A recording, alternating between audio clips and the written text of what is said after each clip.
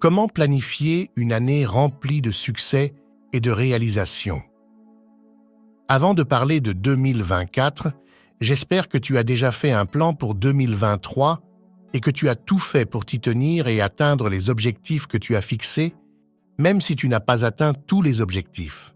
L'important est que tu aies essayé, car à chaque tentative, même si elle échoue, t'apprends de tes erreurs.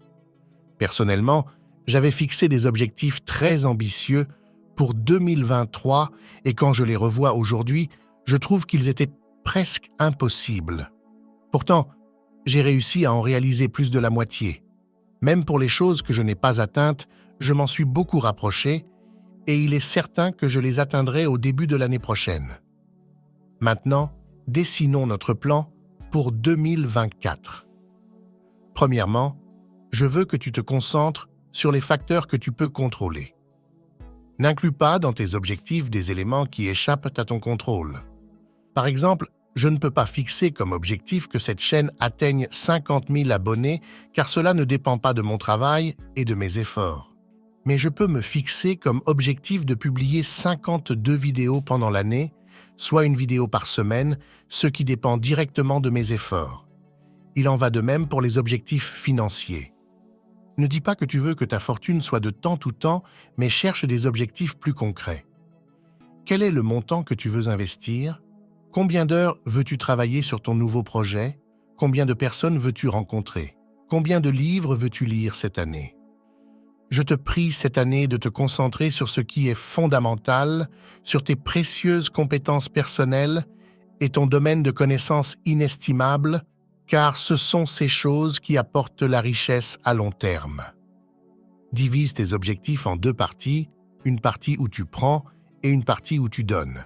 La partie où tu prends comprend les objectifs éducatifs, que ce soit les livres, les vidéos éducatives ou les relations personnelles.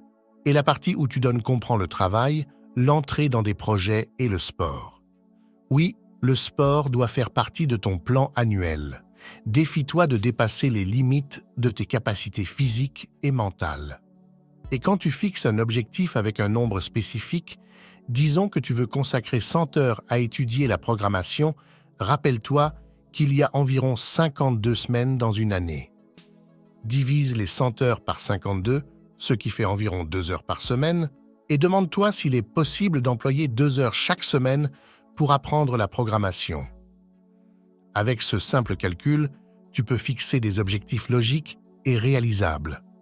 Quant à l'exécution du plan, elle nécessite une autre planification qui dure toute l'année. Tu dois fixer des objectifs pour chaque mois, chaque semaine ou même chaque jour. Moi, je me concentre beaucoup sur les objectifs hebdomadaires. J'ai un meilleur contrôle sur la semaine que sur le jour ou le mois. Chaque semaine, je fixe des objectifs qui correspondent aux objectifs annuels et me rapproche d'eux. Bien sûr, tout doit être écrit et sauvegardé pour plusieurs raisons. La première pour ne pas oublier, la deuxième pour rester sur la bonne voie, et la troisième pour pouvoir réviser mes réalisations plus tard, ce qui me donnera un sentiment de satisfaction personnelle. Enfin, merci de regarder cette vidéo et je te souhaite une année comblée de réalisations. Si nous avons ajouté ne serait-ce qu'un peu de valeur à ta vie, que ce soit dans cette vidéo ou dans une autre, laisse-nous un like et va faire un tour dans la chaîne et je te promets que tu trouveras d'autres vidéos qui peuvent changer ta vie pour le mieux.